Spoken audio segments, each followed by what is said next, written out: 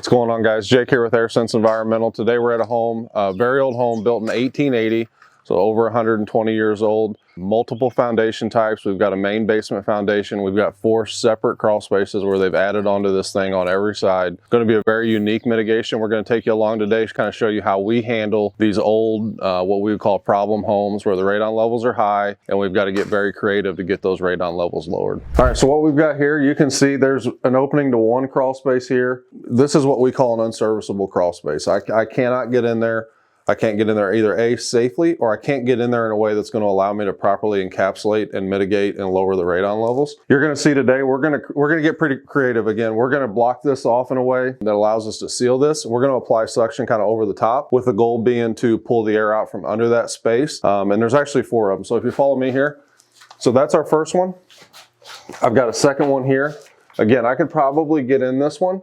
But with this piping going in there, I've got a very, very low headroom. It's not going to allow me to get in there and do what I need to do to properly seal and encapsulate. So again, we're going to seal it off and we're going to pull the air out from under it. If you look here, I've got a third one. Same thing. I can't get in here safely. Once I do get in, my headroom is so low that I can't do what I need to do. And then we've got a fourth one, which is the kind of main crawl space of the house. Again, we've been blocked up here.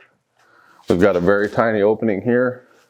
And then we've got the main ductwork running through here. So again, today you're going to watch, we're going to seal all these areas up. We're going to get them airtight, where I can effectively pull air out from underneath. And then the last thing that we're going to do is I'm going to put one vertical suction point into the ground here so that I can service this actual basement area. We'll take the fan up and out from there. When we mount the fan, what that looks like on the outside. All right, what we talk about the coring. All right, so first thing we're going to do, we're going to get started with our hole in the ground. You can see here, we use a shop vac, we use a dust extractor, and we core down through that. Keeps the dust inside the home down to a minimum. When we get into finished spaces and things like that, anything we can do to keep the dust under control is huge. We use the Milwaukee Fuel 1 5/8 SDS. I've got a 5-inch Bosch coring bit on there. So we're going to show you kind of how we get started down through the hole.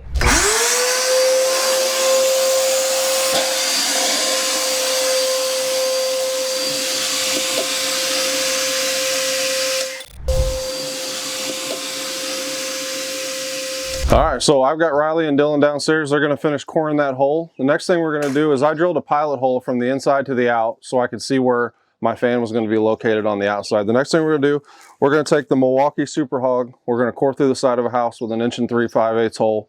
We're going to stub our pipe in and start working on our fan location.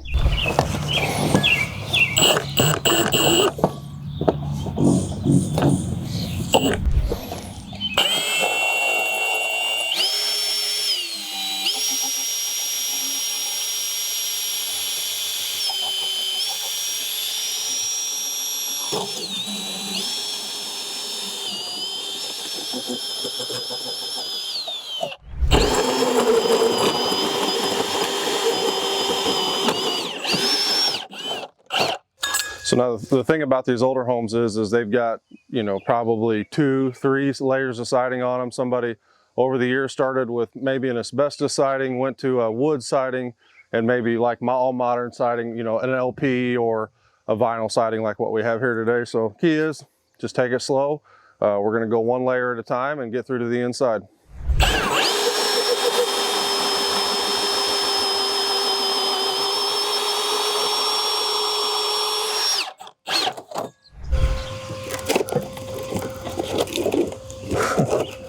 We're through the house. You'll see in that video there was, I mean, we were that far in there.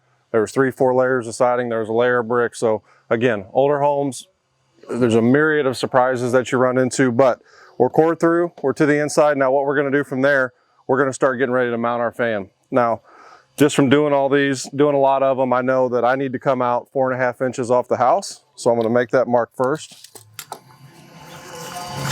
4.5 inches when I come off the house is going to give me the spacing that I need for my fan.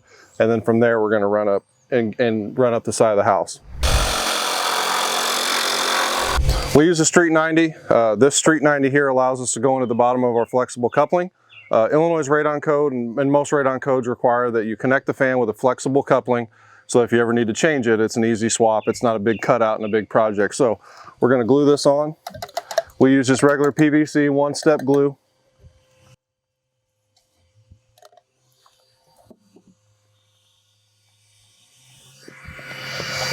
Use a level, make sure I'm good and level.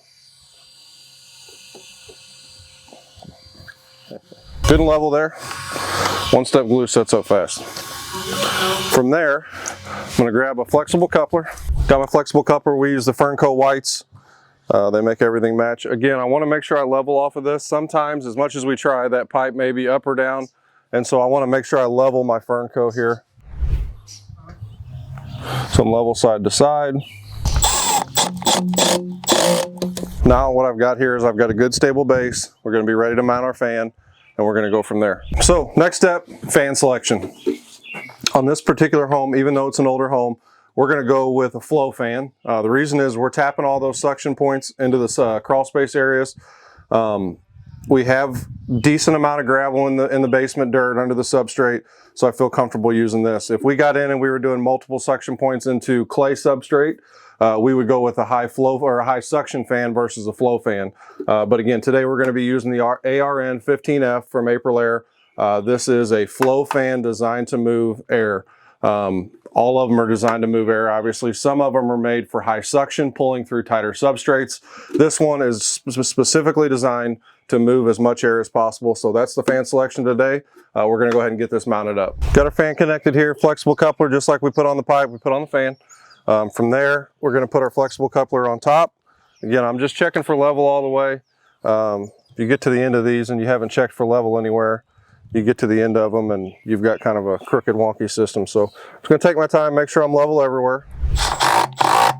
Now that I've got that connected, I've got a good stable base to work off of, and we'll start working on putting our pipe up the side of the house. We're wrapping her up for the day. You can see here we've got the Aprilaire fan mounted. It comes up the side of the house like we talked about earlier. We offset just to get away from this window a little bit. It goes up, comes around your soffit, and then goes up at least 12 inches above the roof line. We put a critter cap on there that you can see, believe it or not, birds, squirrels will get in there and ruin the fan. So we always use a critter cap on the outside mounts. And everything else is done. We're going to go take a look inside and we'll show you where we ended up in there. All right, so here we're inside with the first suction point here. This one goes straight in the ground. When we come through the house, the first suction point always goes right to the ground. Any kind of condensate or rain that builds up in the pipe goes into the ground. From there, you can see we've got our manometer on here. We've got it at about a 0.4, which is expected with as much air as we're using, pulling through these depressurized crawl spaces now. We've got our system tagging on here. And then right here we've got our very first, so this goes in through that inaccessible crawl space that we talked about. We've got it sealed off nice and tight. There's a bead of sealant that comes down the sides.